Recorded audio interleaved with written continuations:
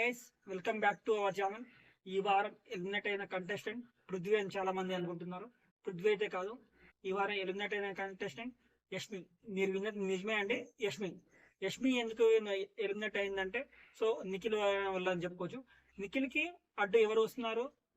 Yashmi. Already చాలాసేపు అంటే అప్పట్లో ఫ్రెండ్స్ ఉన్నారు. సో ఎప్పుడైతే ఫ్యామిలీస్ రావడం పట్ల సో నిఖిల్ బయట జనాల్లో నిఖిల్ వల్ల నేను బ్యాడ్ గా వెళ్ళడం జరిగిందని చెప్పేసి యష్మి అనుకోవడం వల్ల పదే టార్గెట్ అయితే చేసింది. తను కూడా చేశారు. కాకపోతే ఇక్కడ సపోర్ట్ ఎక్కువ ఎవరికైతే ఉందంటే నిఖిల్. సో నిఖిల్కి ఎక్కువ ఉంది, అందుకే తను ఎలిమినేట్ అవ్వడం జరిగింది.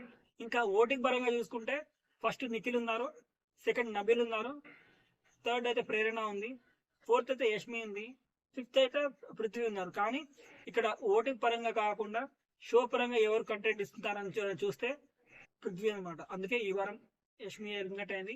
యష్మి ఎలిమినేట్ ప్రకారం మీరు ఏమనుకుంటున్నారు? సో మీరు అన్ఫేర్ అనుకుంటున్నారా, ఫేర్ అనుకుంటున్నారా? కామెంట్ చేయండి.